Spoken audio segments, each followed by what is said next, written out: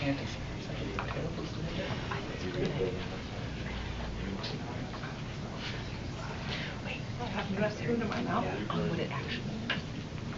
right, welcome.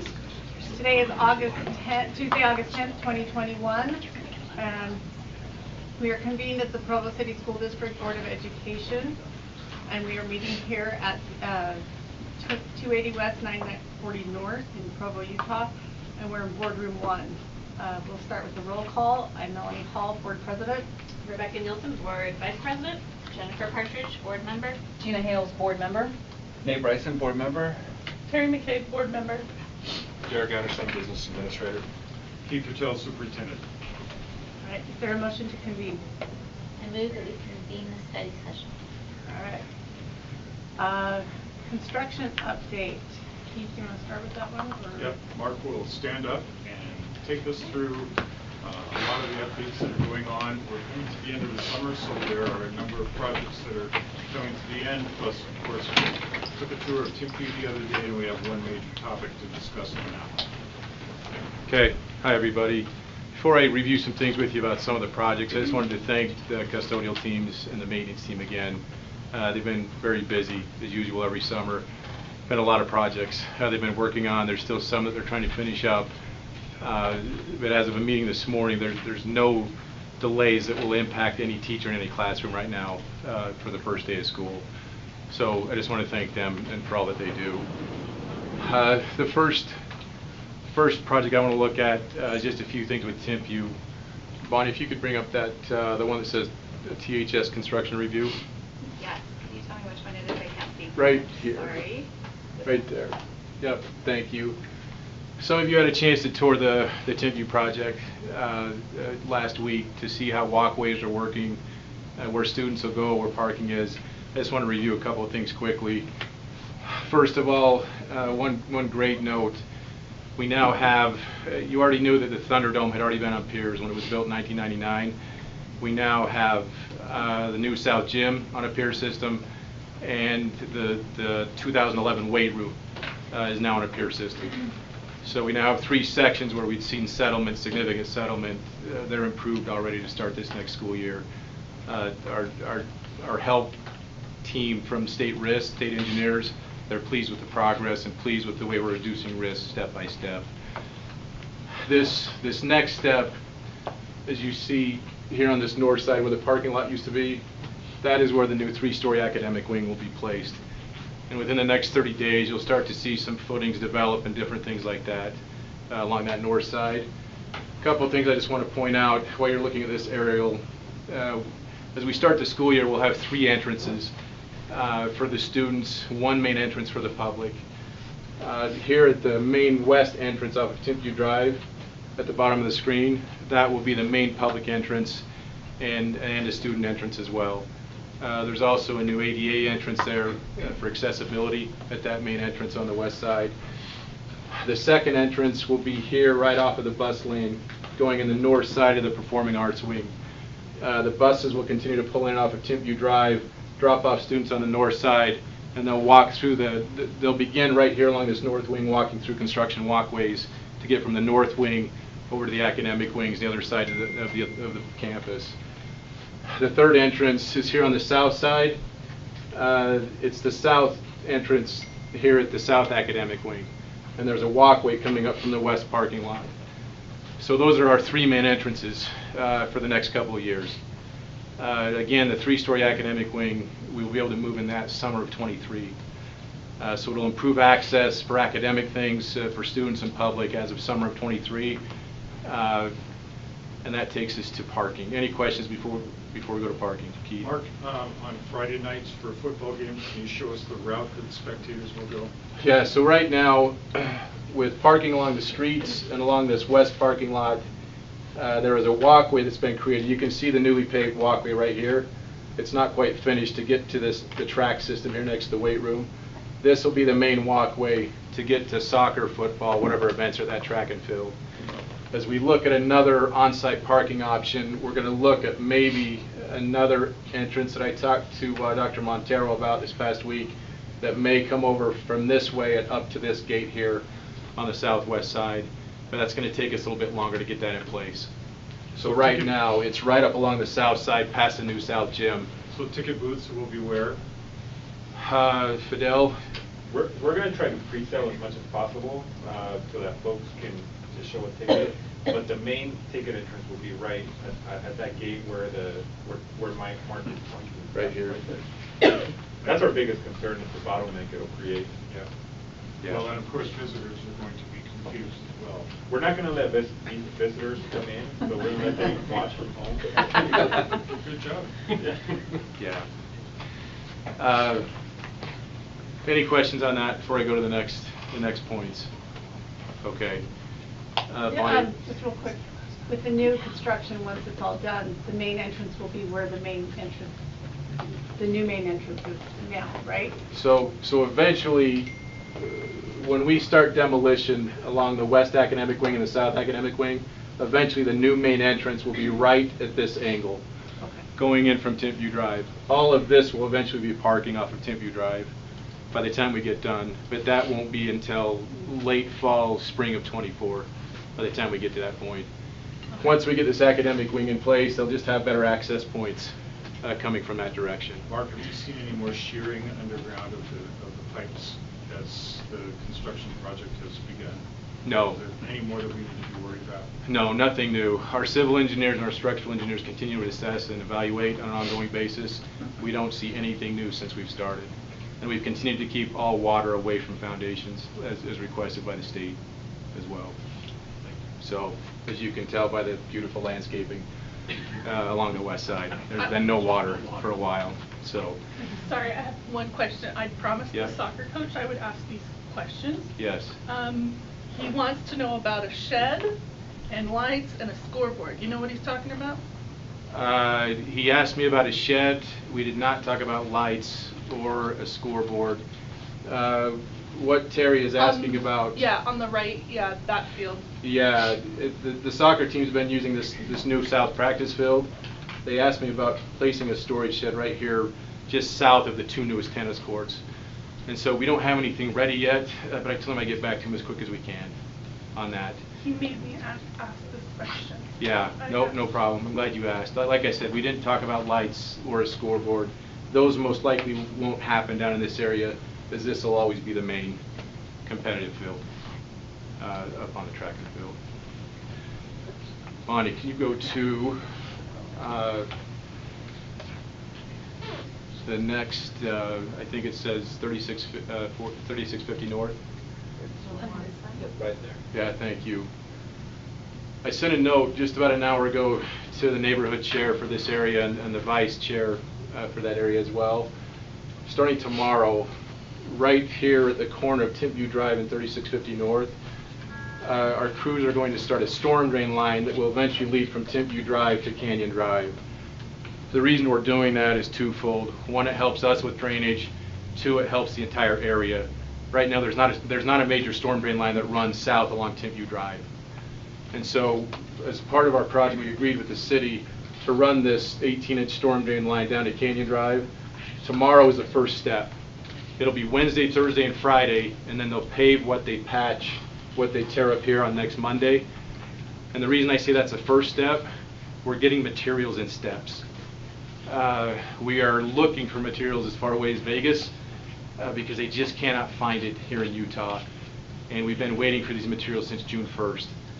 And so we finally have enough to start this corner tomorrow. So they'll leave a lane for residents to get in and out of 3650 North from Timpview Drive, but that'll be the first step tomorrow, and then we'll continue to update the neighborhood chair as we move along and as we take it in steps down to Canyon Drive. Yes? Will that affect traffic on Timpview Drive in these next 4 days? It'll slow it down, but there'll still be a lane. Self-active, okay. Yeah, they won't block it off. So there'll still be at least one lane to get back and forth to this west main parking lot. Any questions on this? So is this kind of a good example of the school district working with the city on street construction and Yes. things like that? This is us taking on that responsibility? Yep, Okay. yep, just one example. And we do something like this every project where we try to improve the entire area, and this is one of the first steps for this area. Yeah. Okay. Bonnie, can you go to the ones that say Start with one that says parking option 2. Point it out to me again, I'm sorry. Yes, sorry, I cannot. Can't read it either. I can't see that one. Temporary One of them. parking at. Start. Yeah, let's start with this one. So to get your bearings on what we're looking at here, right? Here's Timpview Drive. Here's the tennis courts. This is one option we started to discuss recently to help with parking during this 3-year process. Our plan and our communication over the past 6 months has been this: please park on the streets, please carpool, please bike, please call Nate Bryson for free Uber service. Well, we've given out your number. That's fine. I never answer my phone. Yeah. So this is a recent idea that we're looking for approval to see if you're okay if we take this step, and then we'll review the other option, which is our least favorite, in a minute. What this would do, so this is the track and field here. Here's the west side bleachers, right? Here's the baseball field.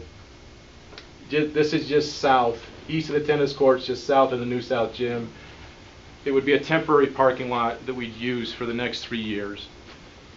It's got a price tag of about $650,000. We have to go in and grade it. We have to make sure storm drainage works, even though it's a temporary parking lot. And it's not a full-fledged paved parking lot like you would see normally for a new building. It's only got a 2-inch upper layer of asphalt, which would carry us through and allow us to snowplow and other things during the process. It would be a hard surface, though. You wouldn't use It would be hard surface. You would use like a you know, No road base, yeah, no road base. gravel, correct. Yep, it would be a hard surface.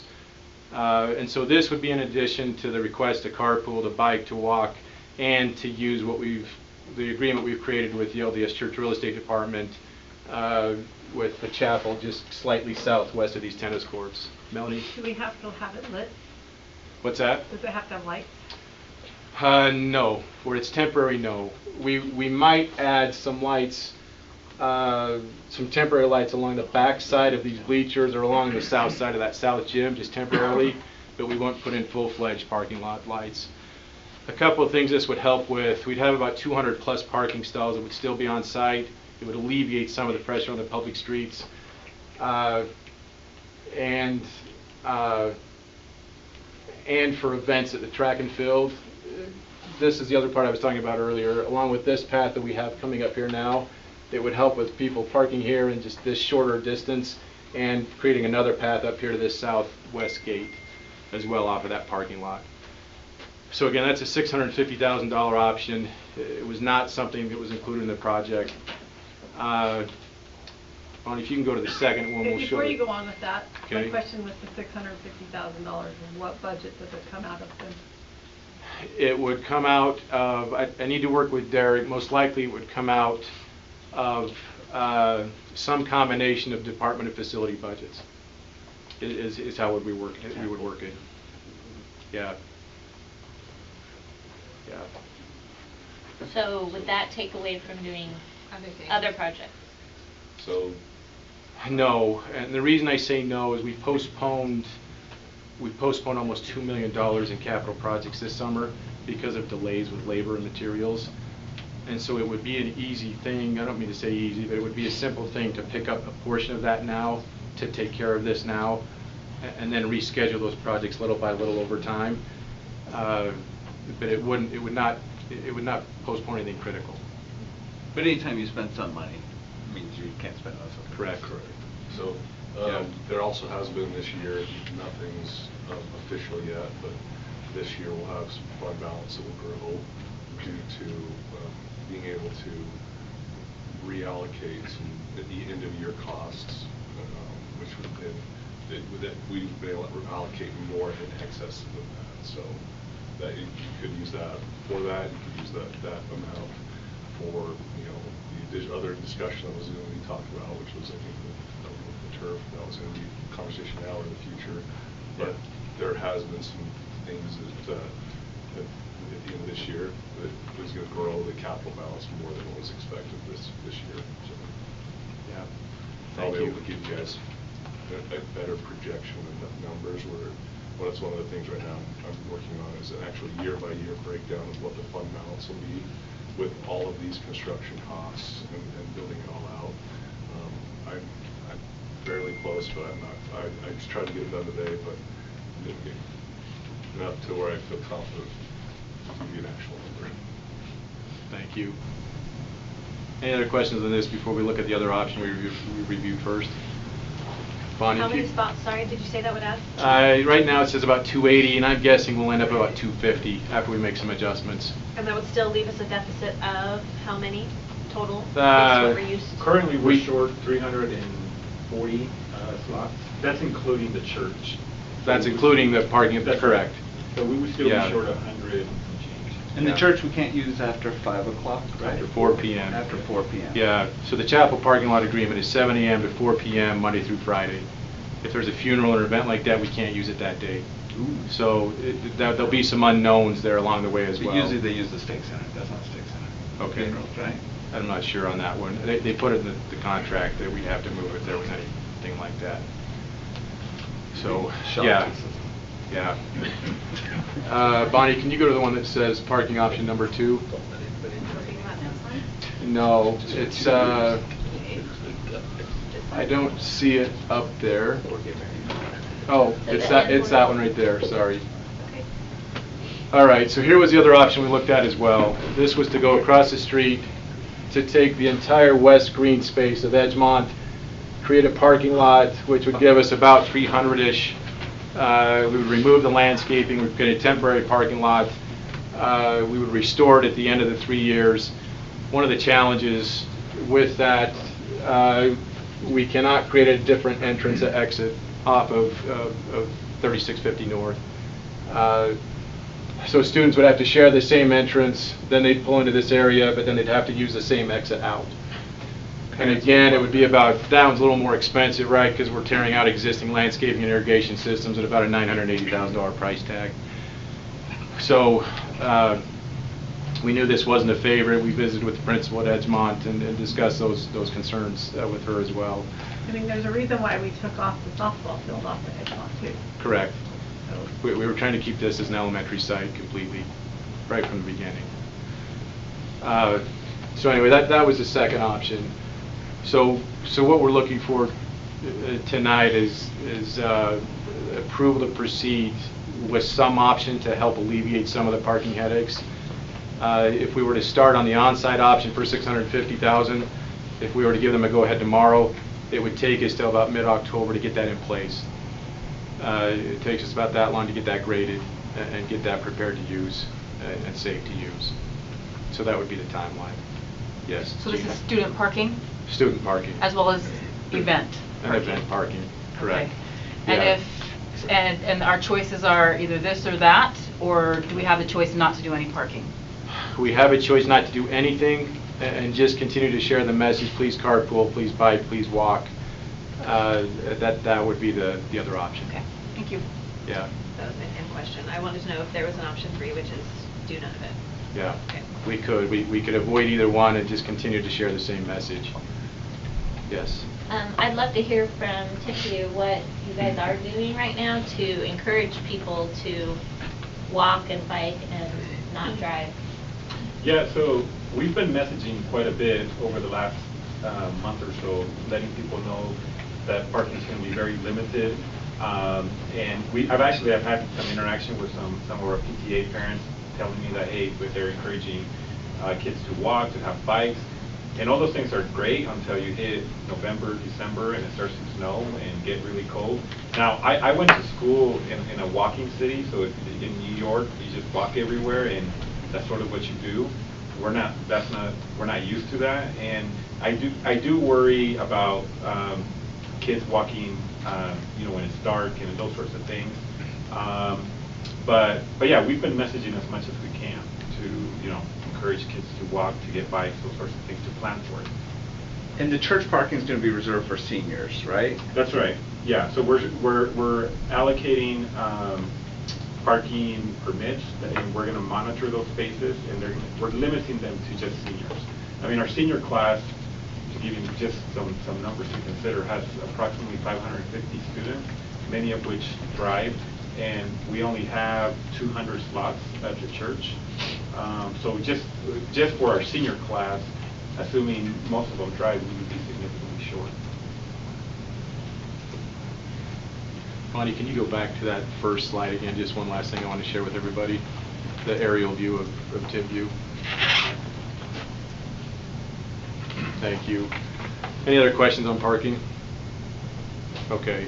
Again, if you can help us on what direction you'd like to go on that, we'll just give a notice to proceed either way. Well, real quickly though, going to go along with that, do we have extra bike parking? There'll be bike racks.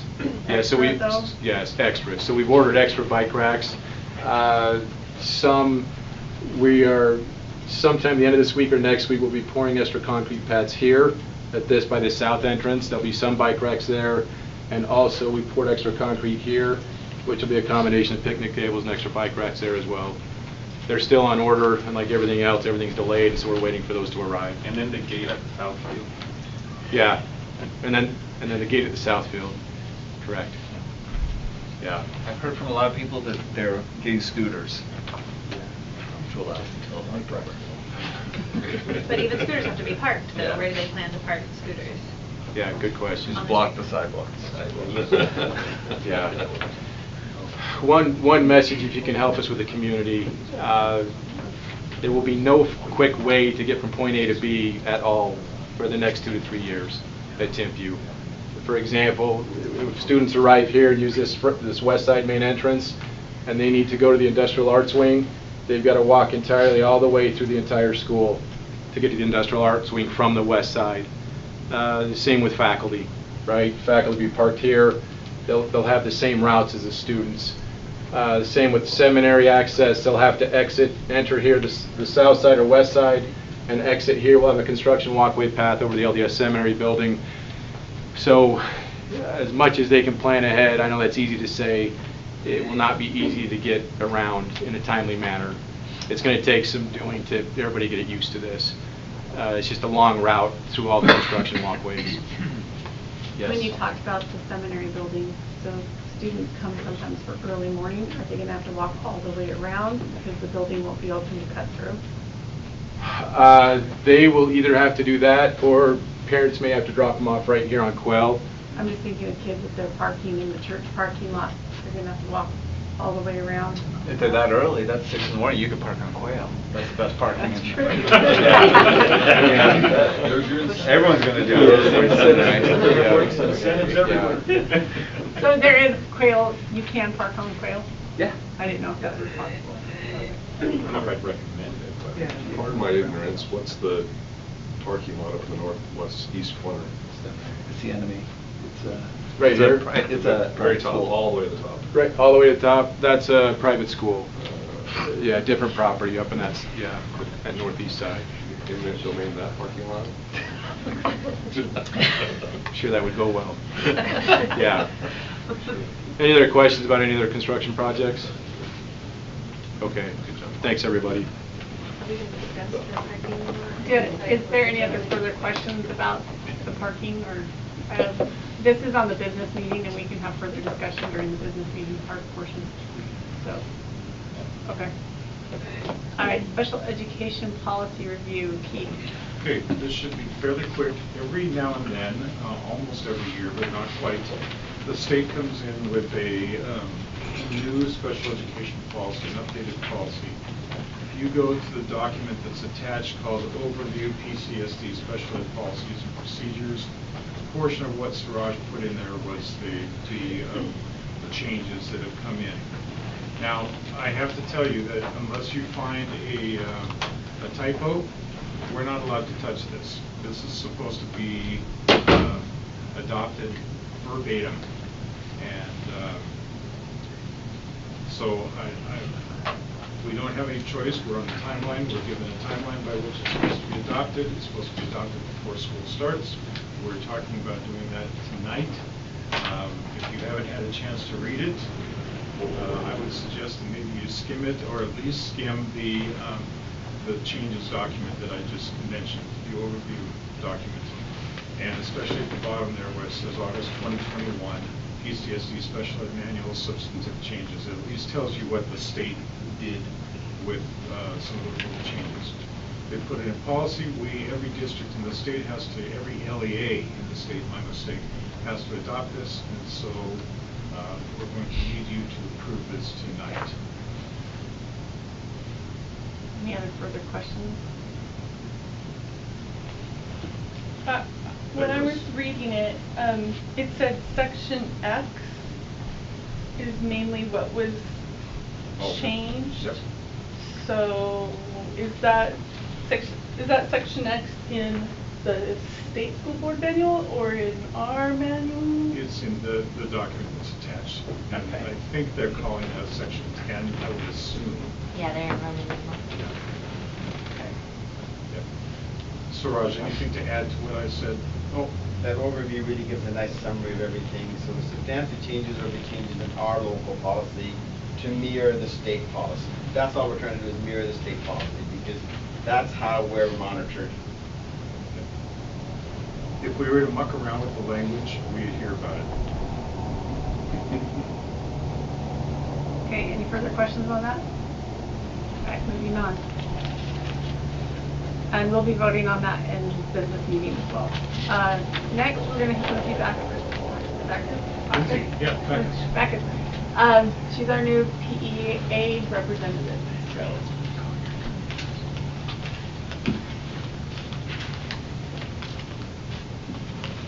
Hi everyone, how are you?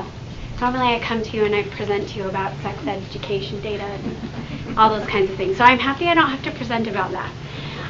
So I wanted to share with you where PEA is headed, and I wanted to do that because I feel very strongly that we are a partnership trying to accomplish the same things, supporting students, and because we support students, we are also supporting educators and teachers. So, Bonnie, go ahead and go to the next slide. So, when I became president, there was nothing that was handed to me. So, I don't do well with disorganization. So, I went to work. So, our new mission for PEA is to advance the cause of public education in partnership with others, strengthen the teaching profession, promote quality schools for Provo City students, and advocate for the well-being of members. You can go to the next one, Bonnie. Our vision, we will advocate for the needs of teachers, educators, and students in Provo City School District so they can thrive. And I have, in my 15 years as an organization, we have spent a lot of time just surviving. And in order for us to really help teachers be their best so that students have really awesome experiences in the classroom with their teachers, we need to move from survival to thriving. So, our goals, number 1, advance well-being. Number 2, elevate the teaching profession. Number 3, engage in meaningful partnerships that promote quality public education. And number 4, build organizational capacity. As I looked at all of our memberships at each school building, I was really kind of concerned that we have school buildings that have 3 members or even 1 member. So our biggest place to grow is in our organizational capacity, and that is going to occur in 3 ways. You can hit the next slide, Bonnie. Oh, sorry. Yeah, I'll go with our values and then we can get the further details. But related to our goals and guiding what we do, we value relationships with members, non-members, PCSD staff, our students, and our community. We value honesty, integrity, and calm communication. I felt very strongly, knowing the history of PEA and the school district, that things have not always been calm, and they have not always been collaborative and positive for a whole host of reasons. So I wanted to make sure that myself, my general board, my building reps, our members know that we are going to approach things calmly. We value collective bargaining and the negotiation process. We value teamwork and efforts to help the association succeed. So this goes along with the calm communication. I have trained my building reps in this. I have a couple more that weren't at building rep training that I will be scheduling one-on-one to meet with them and bring them up to speed. But we are also going to train all of our PEA members on our norms. And when we are working collaboratively with one another, or building reps and teachers and meeting with their administrators, this is how my general board has identified we would like people to conduct themselves. So lean into discomfort and ask questions. Meetings should have a purpose, start and end on time. Practice inclusive thinking. Honor confidentiality. Listen well, closely with curiosity. Exercise civil discourse. Recognize the good efforts of others. Assume good intentions. Transparency in actions and motivations.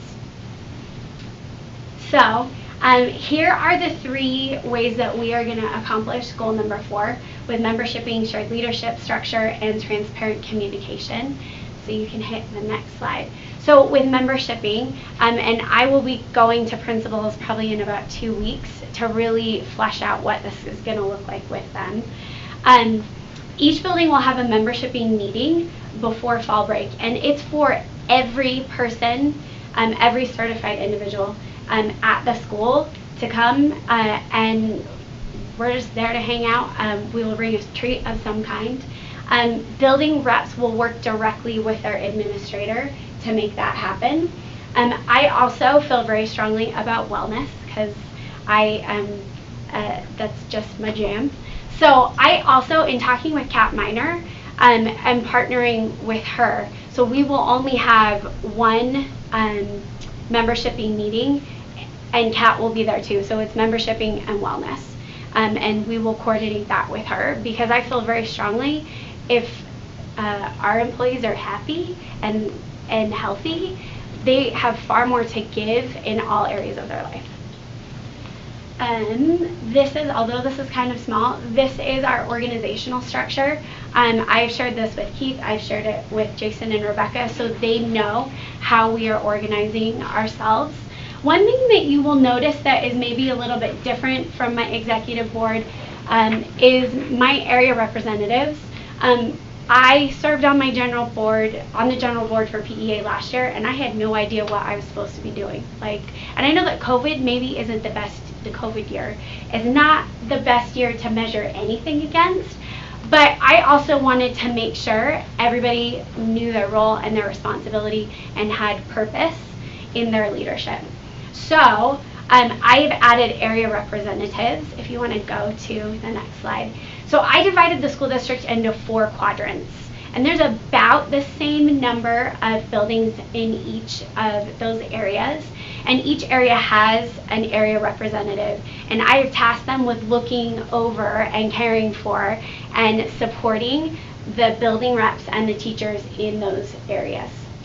And then we meet each month together to discuss what is happening. If there are bigger, more important issues that I need to know about, those would surface pretty immediately, as they generally do. And then these are the buildings as they are assigned in each of those areas. Sorry, I'm standing in your way, Jason. I'll step over here. So, shared leadership. Previously, I have observed that the PEA president does everything. And I have a pretty full plate between my 9 to 5, or I should say 8 to 4 here with my district responsibilities. But I also have a side hustle as a fitness instructor at Provo Rec, and that is a big, big part of my life. But I also know that in order for me to help grow who can come next and serve in other capacities, the only way we can do that is by sharing the leadership. So each month there will be a different member of my board that is attending. I have a sign up. We have through January planned, and we will just rotate through. So you can expect that one of either our elected officers or our 4 area reps will be in attendance each month. And you can go. I also have been working to empower my building reps to work collaboratively with their administrators at their schools. And frequently as things come up, the president has been the default person. You have to solve this, you have to solve this. When really, I if I were a principal at a school, which I'm hoping to become one day, if I were a principal in that position and something was happening at my school, whether it was a big issue related to the whole building or an individual issue, I would want to know about it so that I could work to resolve it. So, if you head to the next slide, this is how I have directed my building reps to address concerns. So if it's an individual concern, it actually is the same process, but the end is a little bit different. But listen, ask how PEA can help.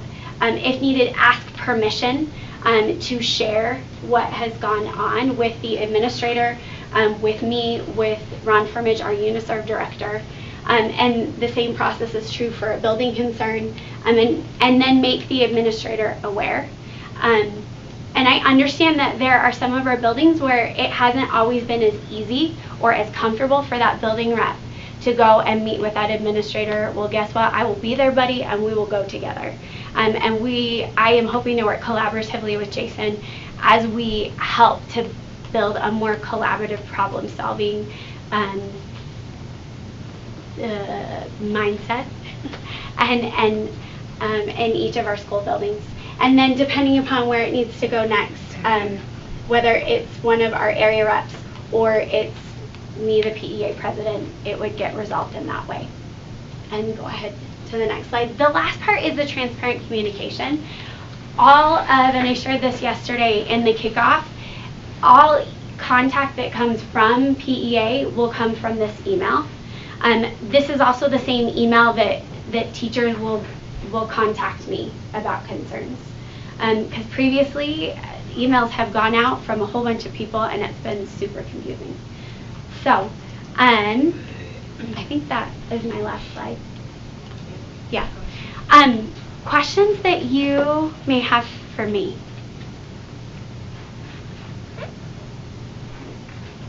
Yeah. Well, I just want to say I'm so impressed with your ability to organize and to lead, and this looks great, and just your collaborative spirit and everything. And then, is there anything we as board members can do to support what you guys are working to do?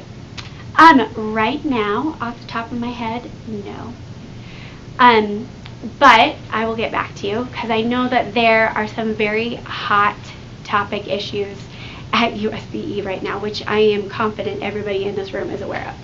So I look forward to really tackling those things together, and so just keeping the lines of communication and collaboration open. Yeah. I met Lindsay many years ago. She was teaching a PE class up at Centennial. She was an outstanding teacher. She had the kids eating out of her hand, and figuratively. And she's been a very effective worker in the curriculum department as well. So, welcome aboard. Thank you. Thank you so much for your time. Thank you so much. All right, next we're going to go on to a large purchase request, and I'm going to turn over to Derek. Okay, so what you got is a request for a new filtering system for our internet. The one we've got right now is not working adequately. It's felt pretty big, and the kids have figured out ways to circumvent it. And so it sounds like it's been a large-scale problem, not just our district. Other districts are dumping the same company that we're using and moving to a new one. And so what you've got is there was a bid process that went out, or a quote, and getting quotes. That was the one that our IT department has chosen.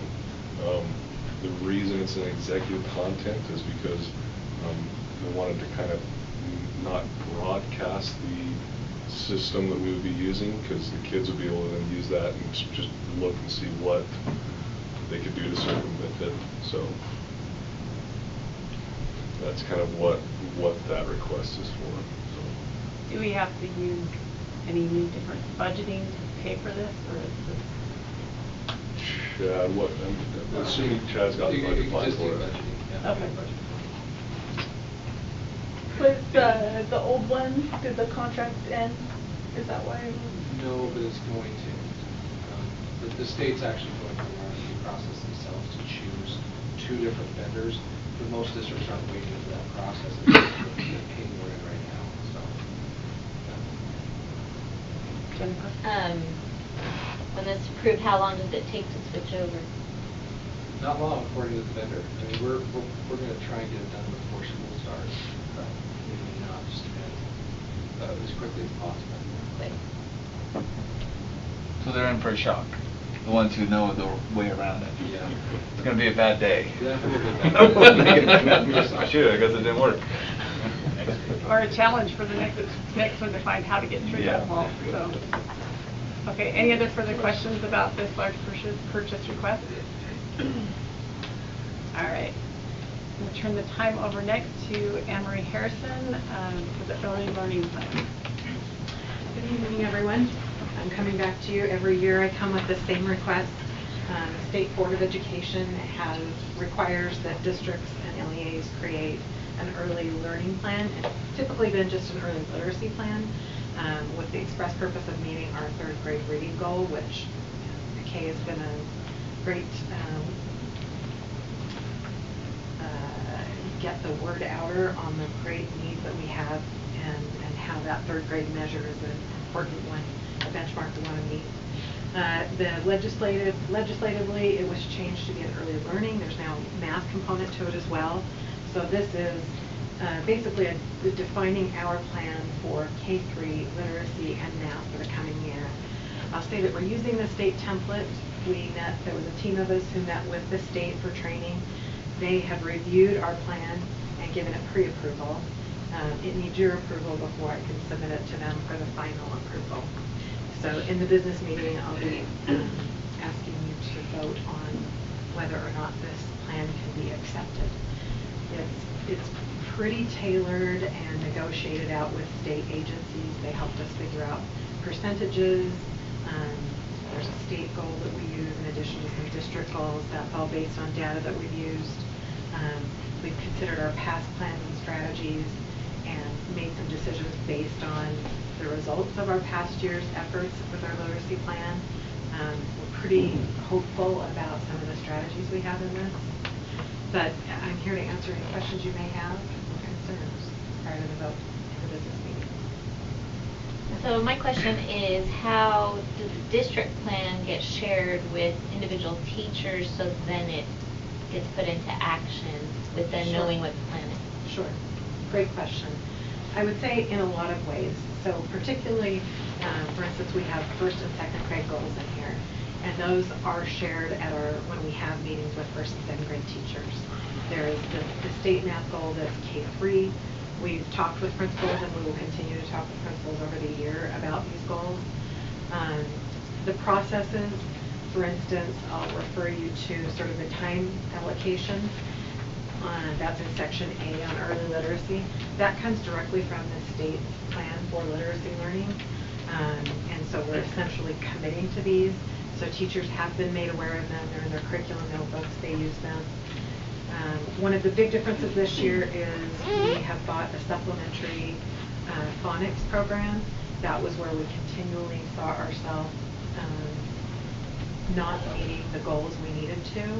And so actually working with we had a consultant working with us for a couple of years, and she helped guide us to this.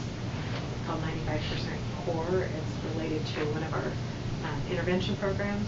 So we are going in, we've done about half of our K-3 classrooms so far. We'll continue that this year, where a coach goes in for a week and models it with the teacher. They co-teach for a week, co-planning, and then for a week they're in the class providing me support to help them implement that program. So that's a very structured, very supportive program.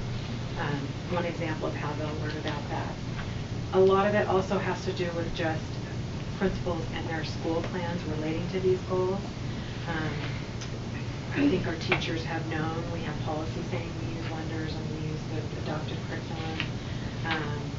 We do have our math program, because there are now math elements in it, that has come through and will come through math training. That new curriculum provides the intervention structure that we are using and whatnot. So this should be infused in team meetings, in principals trainings, PLCs and district trainings we do, as well as some state training, which our K-3 teachers are getting this year as well. Any further questions? Is this basically the same that they've always been doing, or is this new stuff? The teachers? Teachers. So in this, the really new part is 95% group. That's that supplemental phonics curriculum. So it will be replacing the phonics instruction that's currently in their primary program, Wonders. So that's a noticeable change that they'll have. The state, otherwise, I would say generally this is the same main comprehensive program, using the same time allotments. There is another change coming for K-3 teachers, which I think we all need to be really aware of. This is not through this program. The second plan in here is a professional funds form, which does not necessarily need to be approved by you, but it references that teachers will be going through a letters training. That is a pretty intensive training for our K-3 teachers.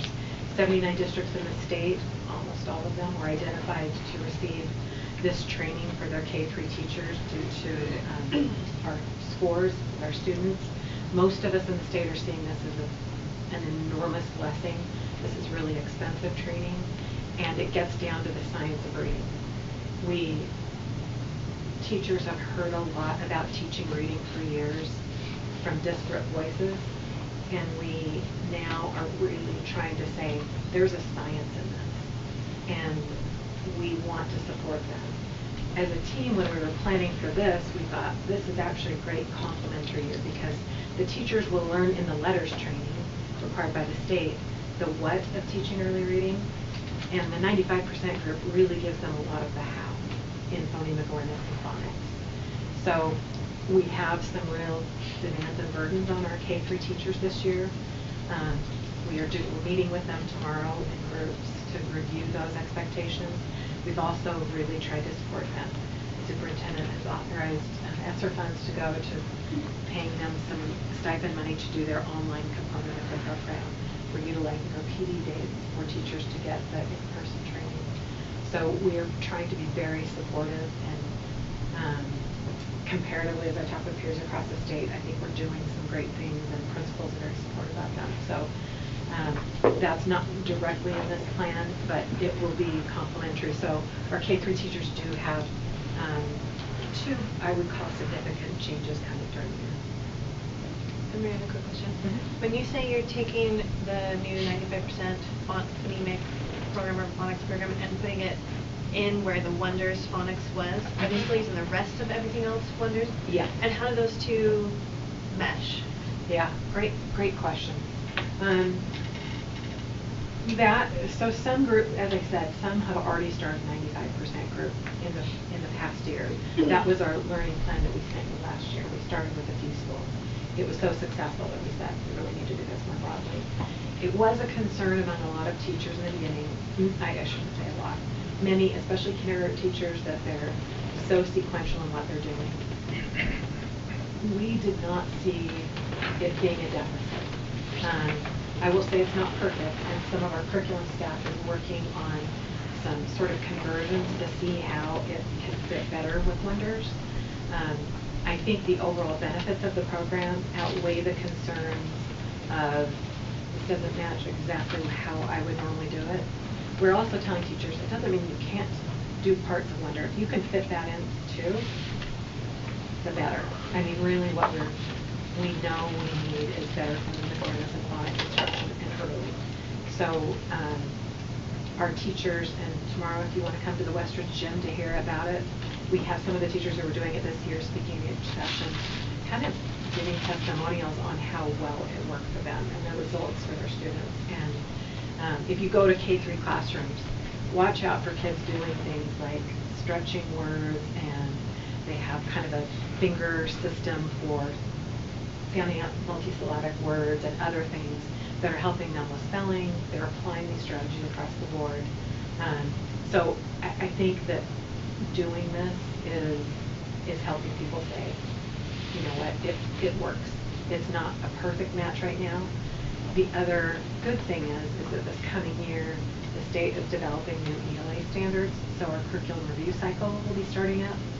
So we will be selecting, if we want one, a new program in about a year, which would free us to say, hey, is there something that aligns better?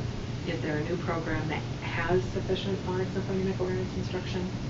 So I think it's a temporary problem, and I think it's one that teachers lost concern about. Was there a group of students where this program didn't help them? I would say, you know, we always have groups of students who don't respond to everything. This is where Suraj and special ed, we work in tandem. I think that Suraj would share the opinion with me that most students not learning is due to the fact that they haven't received enough instruction or enough intensive instruction. And that's really what reading research is showing, that they need more structured, more intensive, more specific. We do have in place, and again, I'm sure it was used with students, I don't have data on a specific cohort where they didn't respond as well. And that's probably one of the indicators we would use to do some testing to say, is there a disability here? That we need to refine that student learning plan more individually. But I can say that students using this intervention program, because we've had the 95% group intervention program prior, some of our referral rates have gone down, and that's kind of a controversy because we think, do kids have disability or not?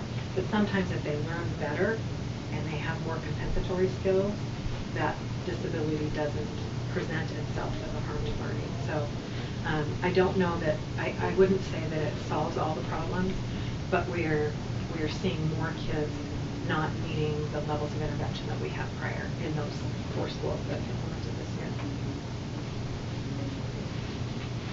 Any further questions?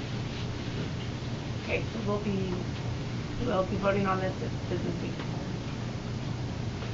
Next, no vaping on school buses. So I'm going to turn the time over to Keith.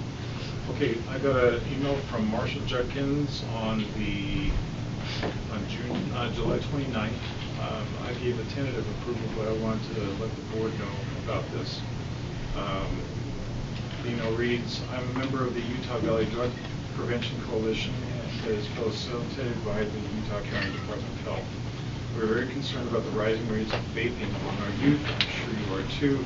The legislature has passed legislation to try to address this epidemic, but the more we can educate kids on the local level about the degrees of vaping, and the more we can support those kids and who choose not to vape, the better. The coalition has created signs that can be placed on the school buses that are non-permanent to remind students that no vaping is allowed on buses. These signs have been developed by the student members of the coalition who report that vaping is fairly common on school buses. They're 8.5 by 11 and again are easily removable. Could we please place these on the buses in your districts? Like I said, I gave a tentative yes, but I wanted to let the board know that this was going on. I assumed that because of the board's position on the lawsuit that we discussed a couple of months ago that you would have no objection to this, but I felt that rather than speak for you, I'd just confirm that. There's no real cost to us. No cost.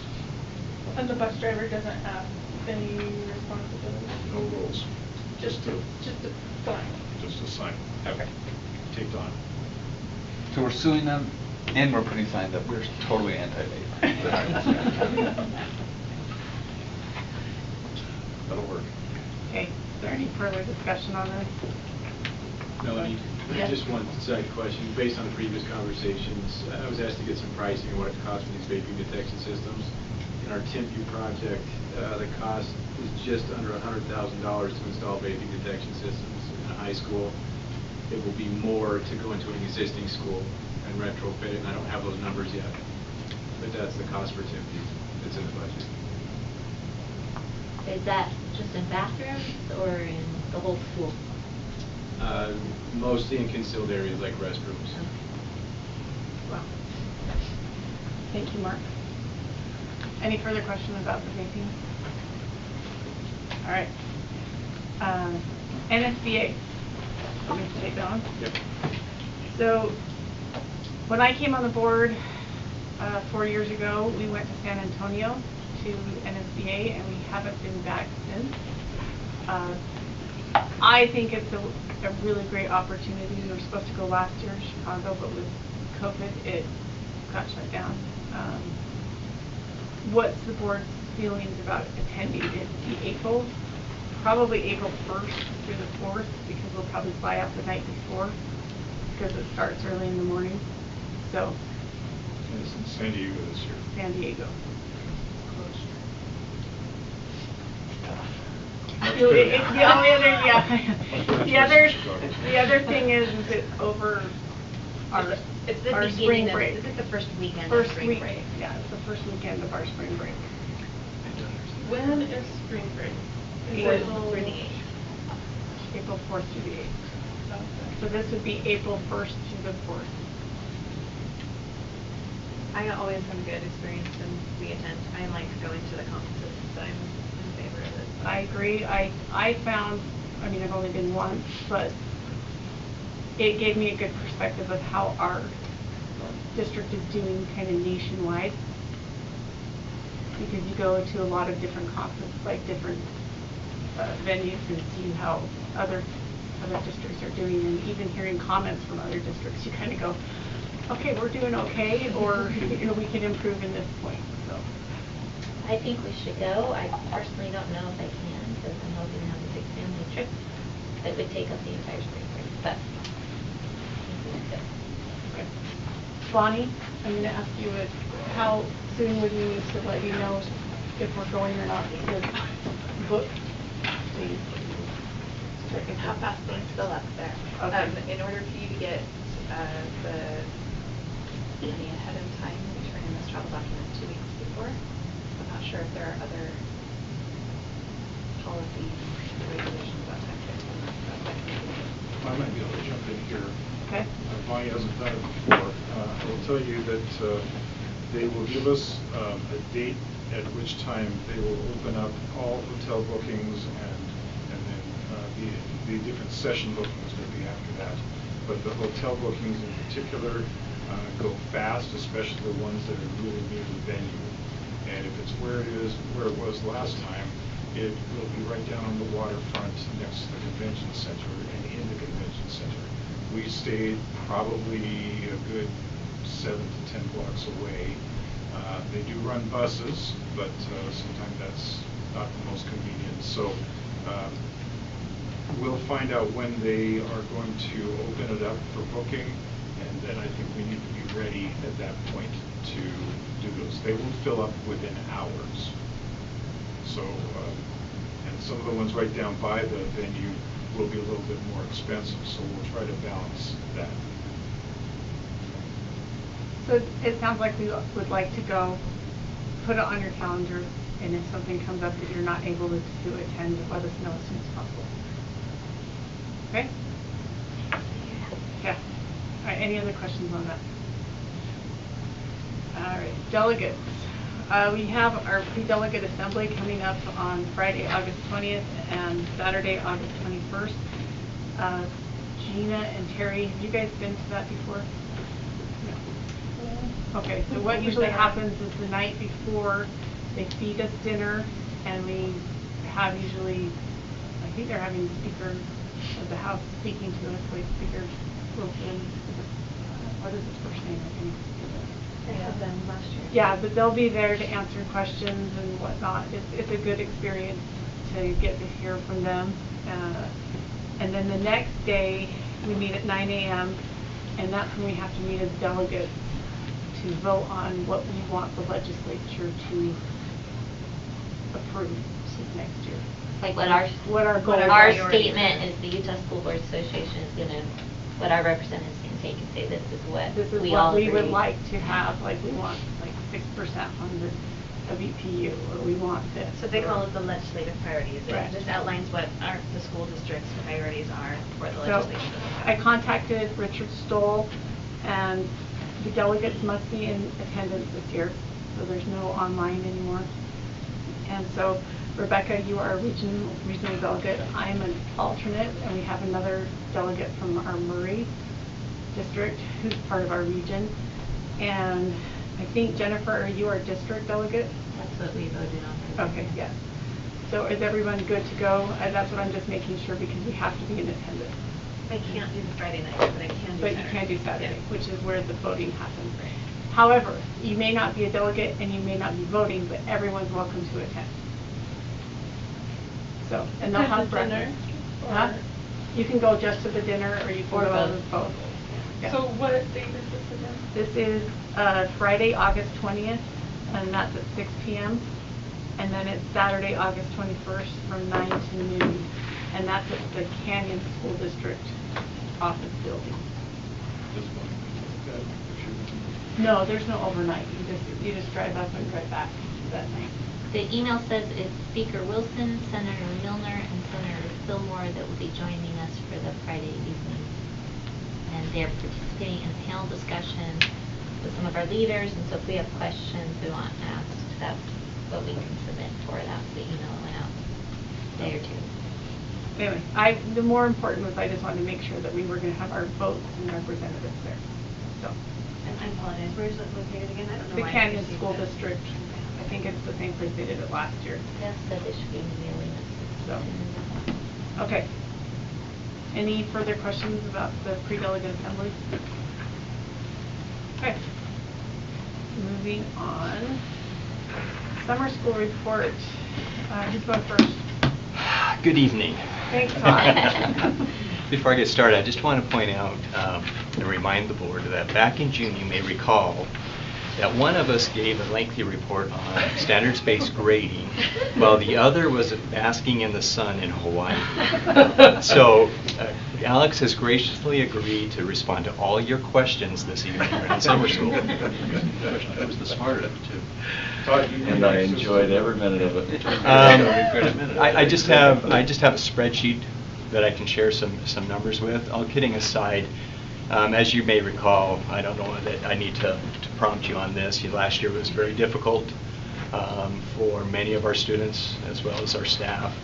And under the direction of the superintendent and using federal ESSER funds, there was an extensive effort to really try to build out and support students this summer by providing summer school in ways that we haven't done so previously. In the secondary schools, the high schools specifically, we've had a practice of providing opportunities, especially for seniors that were credit deficient, that may not have finished on time for graduation. We've provided an opportunity for them to recover credit during the summer, and it really has helped our graduation rate, and it's led to our fall graduation ceremony in October. This year we really took it to the next level in all 5 of our schools. The middle schools in particular, I think there was a real effort there. Between the 2 middle schools, we had 36 staff serving 326 students. And over the course of June and part of July, those students completed over 202 full year courses. So that's quite a bit. And it's helped a lot of students, I think, get back onto grade level from what I'm hearing. Dixon Middle School in particular really did a great job. They doubled down and actually have offered into August a kind of a jump start program going into this next year. So we're really looking forward to seeing how students come back into this new school year with that support. Our high schools, they were able to serve, 55 teachers served over 794 students. How many, sorry? 794 students. And they completed over 564 full year courses. Again, that's 564, it sounds like a lot, but when you think about quarter credit, multiply that by 4, that gives you a sense of how many quarters those students completed. So a lot of work went into the summer. A lot of students, I believe, benefited from that.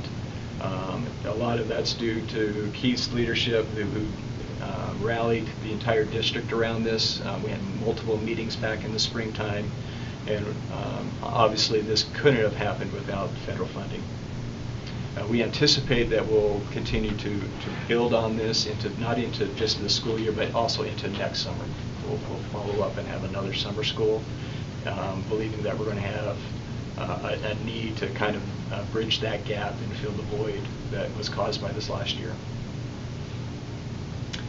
Questions that I could entertain around secondary before you have fun with Alex? I just want to say, that sounds like accomplishing a ton in a short amount of planning time. So I feel like we didn't have a year to plan for this, so that's pretty impressive. Yeah. Our teachers did an incredible job, and they relied heavily.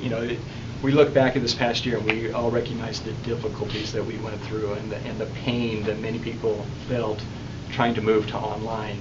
Well, moving so much online actually benefited us going forward, because they were then able to access their Canvas sites and the things that they had been developing, in real time during the school year. They were able to rely on that during the summer. Will the federal funds that they used for that, I know some of the funds are able to be used this school year, so this coming summer we will be able to do this again? We'll have federal funding up through 2024, if I'm not mistaken. 2023, the end of 2023, the rollover is 2024, so it'll be available then. So we have plans to continue that? So we could do it for an additional 2 or 3 years if there's a need, and we'll just have to determine that along the way.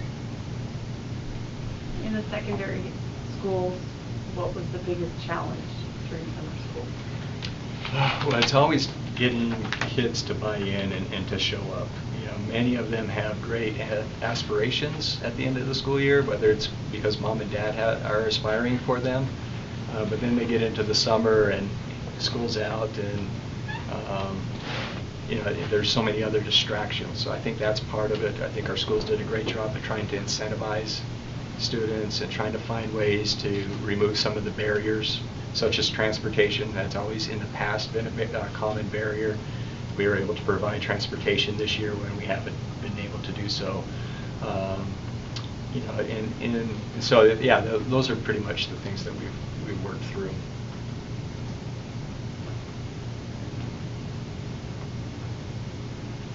We're silent chanting Alex's turn. I think the best part about this is touching, because I feel bad about that. Don't go easy on situation in June was, no way, man. I was in Hawaii. What do you expect? I was enjoying my time on the beach. It was great. So again, just to start off, this last year was pretty intense for our teachers, for our administrators, and our students and families too.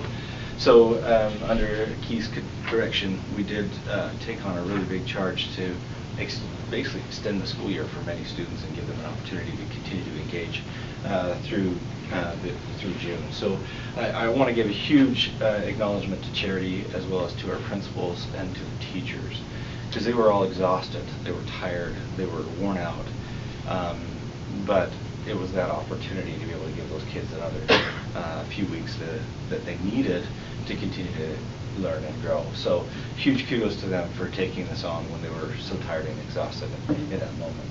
So we had projected about 1,500 or about 1,200 students to attend our elementary summer schools. We were a little bit below that, so we ended up about 15% below that. We served 1,050 kids roughly in our elementary programs. And every school kind of approached it a little bit differently for the unique needs of each school. Typically in the summer, we do offer summer school programs, but not every school offers it.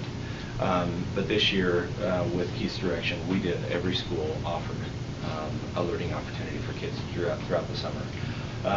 And to kind of what Todd was talking about earlier, one of our biggest struggles is it usually starts out well and then wanes as the summer goes on.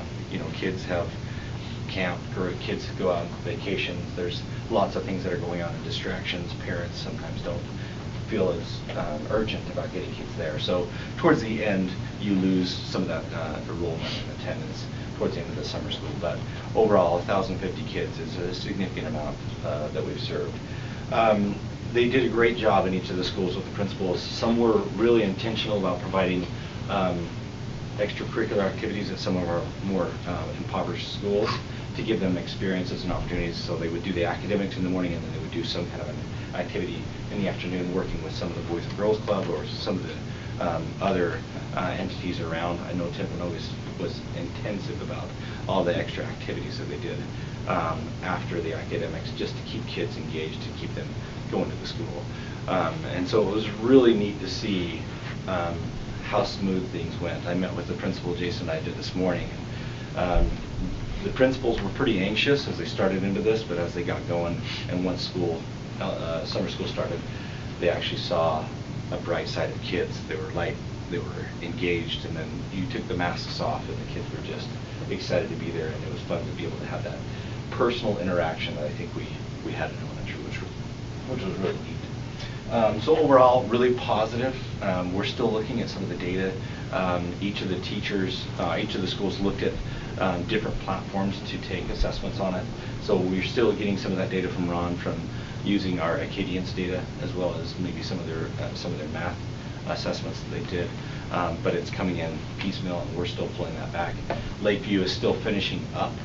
They went through the summer. They did an online system, so theirs went through the summer, and they're going to use the end of the year data from last year and use the beginning of the year data this year to compare and see the growth that they've had. So we're still getting in some of that data, and Charity's So Lakeview was working on that. completely online, they didn't go back into the school? Yeah, theirs was completely online. And part of that was because of the numbers of teachers that were willing to and available to be able to do summer school. And so to serve the number of kids they had, online was the best option for them to be able to pull that off. So the yeah. assessments, is it only, so is there an assessment that was taken after summer school, or did the summer school kids take their end of year assessment after summer school? Like, are So the assessments going to be able to gauge the actual summer school impact? So the Acadians data was taken at the end of the school year. Okay. And that's where their end of year reading scores were. And then we got permission from the state with Anne-Marie's office and Ron to be able to use the Acadians throughout the summer, but it's not an official assessment. It was more of a progress monitoring that we were working with that data still to try to figure out exactly how to compare that and make sure that we're showing what progress we made. So we're in the process of that. Thank you. Yeah. Overall, great. Like I said, Charity today was just super. She's like, it was such a good experience, and it was really positive for kids. And overall, I think parents walked away feeling like it was a good experience. So a little bit more robust than we've done in the past with all of the schools, but I think we did a really good job. So huge kudos to principals, Charity, and our teachers to be able to pull that off with their students. So, any questions other questions you might have for me? Yeah. It might be too early to tell, only a day in, but do we see our teachers coming back pretty refreshed? Have they had a chance to have a break this summer and maybe start the school year a little with more enthusiasm? You know, and I hadn't had a chance to really interact much with the teachers yet. Just talking to the principals. They didn't get as much of a break as I would probably have hoped from the principal side of things, but teacher-wise, and maybe Anne-Marie, you've seen teachers in their first couple of days in the trainings that they've been in. I'm hopeful that they're coming back Alex, refreshed. I'm going to have one of you address Yeah, that maybe too. you can address that. Yeah, I know, in talking with teachers, that my take from teachers that did do summer school, they're really wishing they had a longer summer. Right. But I also think they, in their dedication to students, Correct. they had that trade-off. And they knew that that was time and passion and love that they were giving that their students desperately needed. I think teachers are definitely feeling a lot more refreshed and ready to go compared to last summer. I think this is also due to us being back, so it might be a little bit early to tell. And every year is different with our back to school meetings and our schedules, and just as being adaptable and flexible with that, I think has been a little bit of a challenge for some of our teachers also. But from my observations and talking with them, I think things are going pretty good. So. I haven't heard any negative, so that's usually a positive. If that makes sense. Usually hearing no news is usually a positive for us. So, but we'll continue to check on that and just kind of see where things are at, because that is critical for the well-being of our teachers. Yeah, so I have more of a safety question with COVID. So that was the first time that we went maskless in the school. Did we see any COVID happening in the schools being without masks at that time? We had a couple of situations that, fortunately, because it wasn't the full week, some of the protocols that we had to follow happened after school had gotten out. So we got identified with kids that may have been exposed, but it was like on a Friday. And so by the time the next day or the next school started at ground, they had already been in quarantine, so we didn't have to expose a bunch of other kids. And so we didn't have any really big scares during the summer. It worked out really well. Jason, is there any others that I may have missed that you can think of? There was only one real situation that I can think of. Student-wise, no. Yeah. Staff members were actually as part of the summer. Yeah. So overall, pretty good. Were there students who didn't get to do summer school that wanted to do it? That didn't get accepted into summer school? Not that I'm aware of. I know that each school kind of approached it a little bit differently, and I know administrators were really trying to support specific students that they were saying, you know what, last year was really impactful on them. Let's see how we can extend that. And so there were a few that were invited to say, please come, we need to continue some learning going on. But I know that they offered it to a lot of the students, and I don't know if many that were turned away, but that's what I know. Any further questions about summer school? Well, thank you for running it, and I'm glad to hear that we'll probably be continuing it for next year too. Okay. Yeah. Thank you. Thank you. Sorry, probably didn't go hard enough on you, Alex. Next time. All right. Fee schedule change, Derek. There's been a request to change the Provo High's fee schedule for cheerleading. Right now it's differentiated between varsity and junior varsity. But they've been advertising to the parents that it would be, there wouldn't be a breakout differentiation between the two. It would be the full amount for everybody. And that piece was for the what's it called? The competition, thank you, down in Las Vegas this year, and that they would be taking the junior varsity also. So we've been advertising it, the parents are aware, they've been planning on paying at a higher amount, and so this is to make our policy in line with what has been communicated to the parents. So the line that is showing the $1,400 that says junior varsity would just be removed, and then we've removed the language that said varsity on the $1,700. So it'll be just $1,700 across the board for cheer. Questions? Do we know if this is going to cause any problems for any families? Is anyone upset about it? Nobody that I know of is. We've not encountered any concerns about it. It's been communicated. It was just it was written as a varsity only fee, and the intent was never to be varsity only. So we're seeking any appeal to that. So if I may say so, this is not the way to get a fee change done. So in the future, I would hope that these things are brought to us first before the program goes ahead and advertises it, because that's the wrong order. Board must approve these things, and I know you know this, Jared, but board must approve these things in springtime, and that's the law. So if we want changes to that, we need to come here first and then advertise things to the parents. Was it listed as the max, the 1,400? Or is it possible that if we don't change it, that they can still get there, right? Because there was It's always an up to a minimum concept. and max. Yeah. So, I mean, does it have to be changed? Because if it's not their max, then It does, because it's right now it's saying JV versus varsity. That's, okay. We have put out the memo for public parent input, so that way they have the ability to make comments and to run any comment. I mean, it just went out though, so there hasn't been anything that's put in that I know of. Correct me if I'm wrong, we were trying to keep the two high schools with the same fees for different activities. So how does this line up with what Tempe's doing each year? That's a good question. I don't know. I think Tiffy was a lot more expensive. Weren't they like 2,400 or I something? think they were higher. Well, in your travel thing, didn't it say the Cynthia team was going to a different camp Yeah, they go to instead of a LA. competition, and so that's why it would cost more? Maybe. Because the Provo High camp was in town, whereas Provo Cynthia was out of town. Right.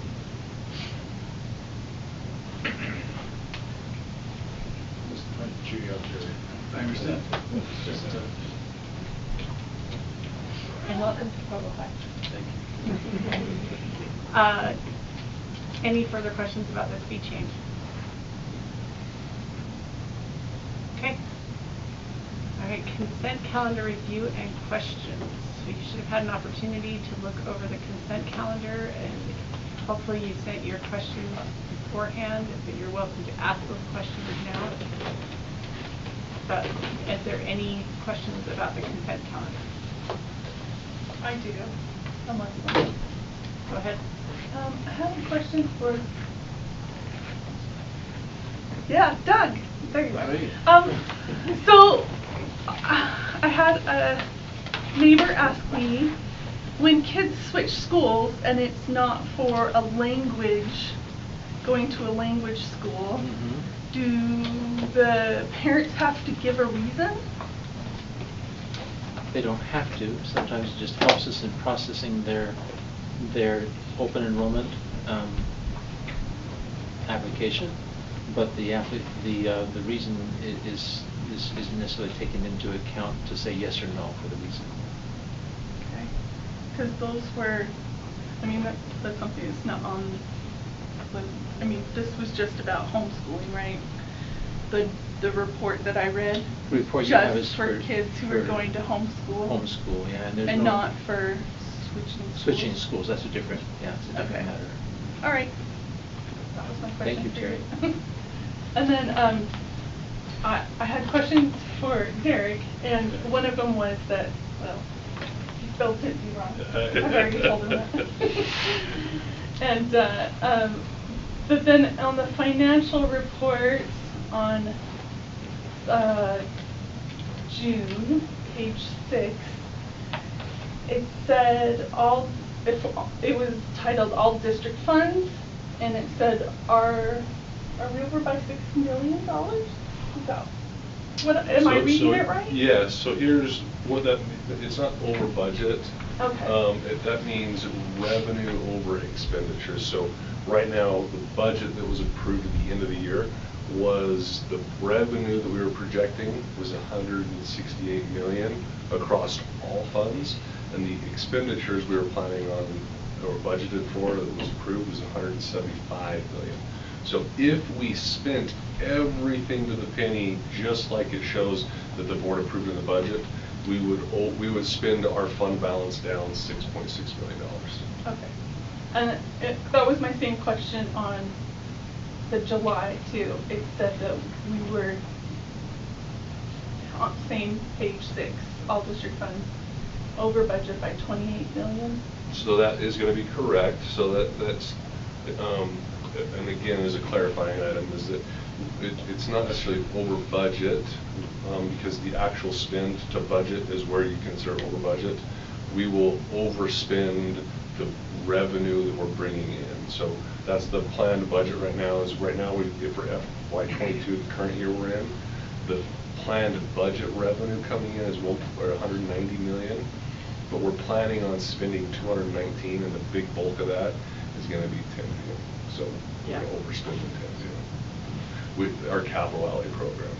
Yeah, because on page 2 it says expenses by function, and it has construction at 0%. I'm like, didn't we just spend a lot of money? Yeah, so we just transferred over the year. So what happens is because the year just flipped in July, since there hasn't really been a bunch of items that have hit yet, then the first couple months reports always look kind of skewampus just because you're not really hitting your stride yet in your new years of expenditures. Okay. That was it. That was all my questions. Any further questions on the consent calendar? Okay. Upcoming calendar items. We have pre-delegate assembly on Friday, August 20th at 6 p.m. and Saturday, August 21st is 9 a.m.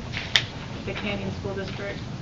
Then we have our next study session, which will be Tuesday, August 24th at 7:30 a.m. in this room. Then on Thursday, September 2nd, we're going to have a joint board and the city council meeting, and that'll be at the city council, it looks like, at noon. And so we're actually meeting in person. Has that been confirmed? Wow, great. And we should probably send anything we want to talk about to you. Yeah, so let me know if there's things that you want to discuss with the council, send those to me. So that's great. And for Gina and Terry, usually they feed us lunch at those two. So just so you're aware. But it's been a while since we've actually met in person, so it'll be nice. So, and then we'll have a next study session and business meeting on Tuesday, September 14th, 2021. All right. Any other calendar items I'm missing? Coming up? Okay. If not, is there a motion to adjourn our study session? So moved. Okay, we are now adjourned from study session. We will meet back. We're going to meet in the actual PDC at 7 p.m. So take a break, the restroom, do what you need to.